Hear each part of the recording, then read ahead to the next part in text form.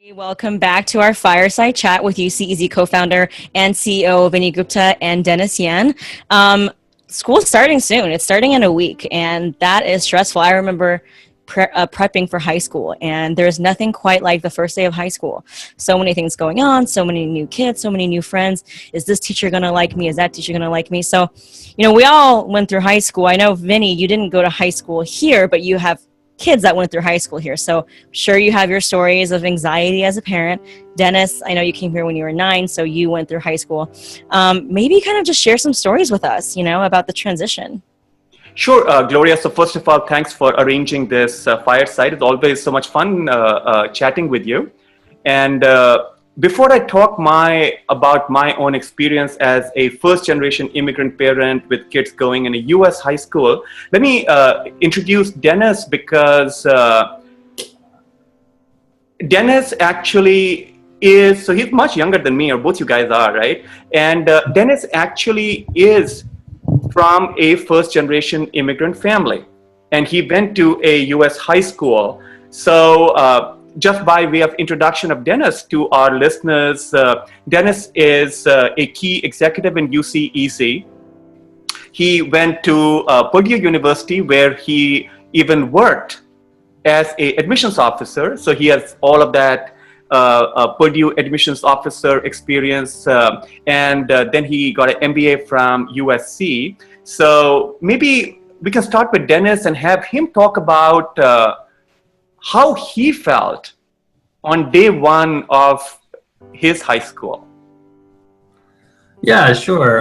So thank you so much, Vinny and Gloria, for getting all this all set up. I still remember my first day in high school. It was definitely it was a stressful situation for myself. I've never been on a campus that felt so big. I felt kind of lost, kind of going in. So even though there were a lot of students that I kind of knew from my previous school, but my high school basically drew from 3 different areas. So 3 middle schools kind of merged together to become this gigantic school when I went for high school. So everything was just so new. I still remember kind of getting my schedule, walking around the campus, trying to figure out which side of campus my classes were. And I found out that it took about roughly a good 5 to 7 minutes to walk from one of my class to the other side. And I was calculating, oh my God, I only have 10 minutes in between sessions. So if I didn't bring my book, like in the locker rooms and stuff like that, there was no way I could have made it across on time. So that was definitely something that I felt was like very, very different. There really wasn't a lot of guidance. And I think one of the stories that I wanted to share is, so my first day, because I moved to a new area for high school. So my mom actually took me to meet with the counselor. And the first thing that the counselor said to me and my mom was, I'm sorry, how old are you? I was really taken aback by that. And so I told her, I'm like, well, I'm 13 years old. I'm like, why? And she was like, well, it's just that you're in high school now. Why are you here with your mom?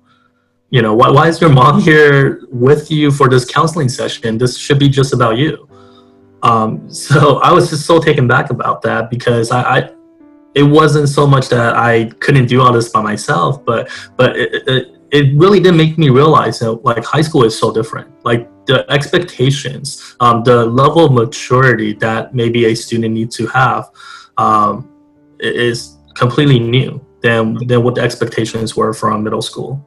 Dennis, if I can quickly interrupt and go back to your counseling story, which I so relate to, did you feel embarrassed about that? And what did you do about it? I mean, did you have the courage to give a feedback to your mom? Or it's like, oh my gosh, feedback, never, don't even try it. Yeah, no, I was definitely a little embarrassed. I had to kind of gather myself, and I told the counselor, my mom is here only because I can't drive. We haven't really settled into our new area yet, so we're still kind of in the process of moving. So I had to kind of explain that to her, but it was kind of embarrassing. And I had to kind of tell my mom, like, Mom, maybe you should wait outside. And just tell her, it's okay. Like I will talk to my counselor here and figure out what kind of classes to take. Yeah. So, Dennis, another question that I have, and as a parent, I always think about it because I don't think I knew enough to support my own kids' transition from middle to high school. Is I feel bad about it, but that's water under the bridge. So, like middle school, for example, what I know, because I'm a first generation immigrant parent, never went to middle or high school here, is that in middle school, you do have a teacher assigned to you. You have a few electives, but you have a teacher that is kind of your mentor taking care of you. But in a high school, you're completely on your own. You're going from class to class to class with there's really no notion of a safe place where you can go and say, hey, what do I do? Other than the counselor, I guess, right? Correct. Yeah. Definitely in middle school, like we had like what we call like a home classroom, right? Like a home room. That's where you kind of go back to. In high school, there really wasn't that, right? You are going from class to class, and I would say like everybody's taking a different class. Also, in middle school, pretty much all your classes are going to be the same. You're meeting up with most of the same students. In high school, depending on the level that you start at, for instance, I was starting off around algebra 2 for mathematics. So I was at a higher level than most of my peers. So I wasn't in a classroom where it was filled with freshmen. I was in the classroom where it was sophomores, and also I believe there was like 1 or 2 juniors. So kind of being in that environment, it was very different. And I felt a little scared, a little intimidated because my classmates didn't look like me. They were much older. They actually have facial hair. I didn't really have any. So I think stuff like that was very different for me when I first stepped into high school. Sorry, Gloria, I'm hijacking your fireside chat here, but this is rather, I'm just learning, and I don't have a third child to go through the system, but this could have helped me as a parent.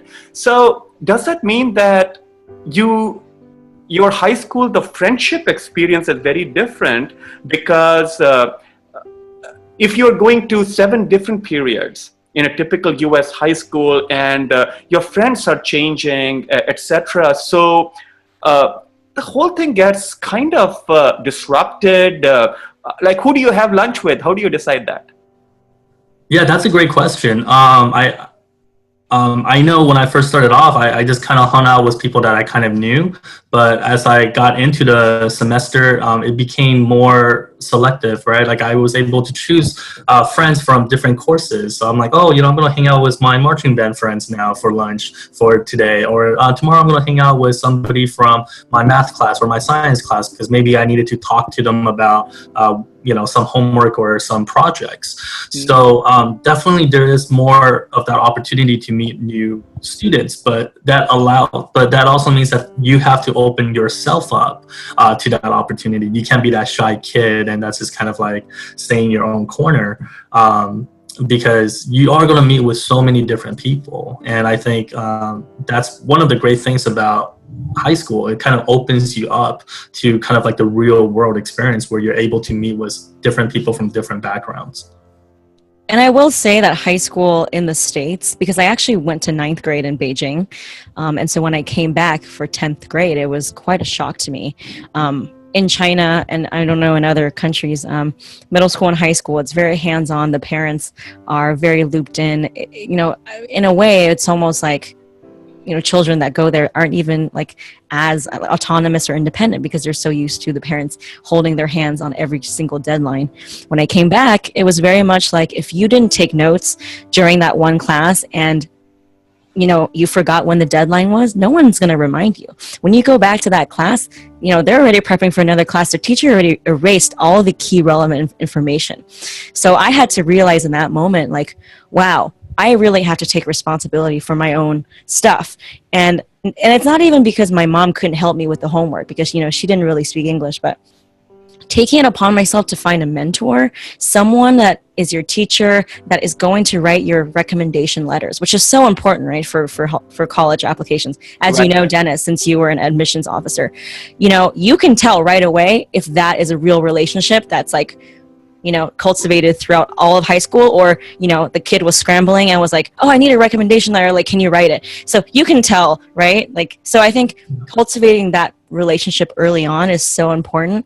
That's why high school is so transformative, because you're not only learning about how you can perform academically, but how you can navigate those relationships, whether it's with the first job that you have or with your teachers who are going to be your recommendation letter writers. Indeed. Yeah, no, definitely. So I have a question for both of you, possibly more for Dennis because he went from middle school directly to high school. How was the feeling of in the 8th grade?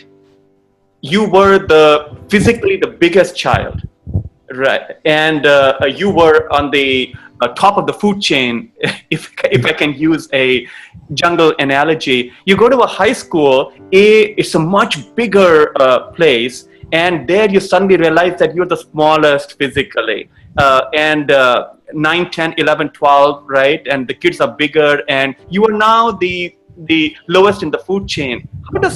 How does that feel? Is that intimidating, or you kind of just deal with it and move on? I definitely feel like it's a little intimidating. I still, like I mentioned, I felt like some of my classmates were so much older than me. And I think that's because of some of the courses that I was taking. And I think really coming in as a freshman, no matter what we did before, you almost have to kind of forget about that. You have to like start all over. So for example, in 8th grade, I was actually the class secretary for my whole school. So, I guess in a sense, I won a popularity contest, right? So like, and I had all these people that voted for me, and I was in charge of basically leading 5th grade to 8th grade back in my middle school, and it felt really great. But when I went to high school, I was like, oh my God, there are all these new clubs. I wanted to get involved in leadership, but I'm now on the bottom. Nobody knows really, nobody really cared who I was, and I kind of have to prove myself all over again. So I think, there's definitely a little bit of that frustration where you're like, oh, I did so much up to this point, but now I got to restart everything. I have to get everything all over. I have to start, kind of showing people who I am. And in the same time, you're also trying to discover who you are, right? So that whole self-identity becomes a little confusing, especially in the forefront. Now, Vinny, I know that your wife is a veteran high school teacher, so she must have some incredible stories. I know your role is more of an observer parent because you said that you were more the hands-off one. So can you maybe give us a little insights to maybe some things that your wife has observed as a high school teacher for 20 years? Indeed. And actually, this is one of her favorite topics, especially because the school district that we are in, we have a very large number of first-generation immigrant families. We are one of them, and my wife is a first-generation immigrant herself. So she calls out a few things. I'll keep those high level, and we can, or we plan to include these in our formal parental education webinar series that we are planning to launch very, very soon for first-generation immigrant parents whose kids would be going into high school. So the few points that she makes, the first is developing different kind of study skills, which are very different from middle school. And a couple of points there. The first is that as compared to a middle school, which had no finals, in a US high school, you do have finals, so which means that your study skills have to be different. You have to take notes that you can come back to at the end of the school year for finals. Very different.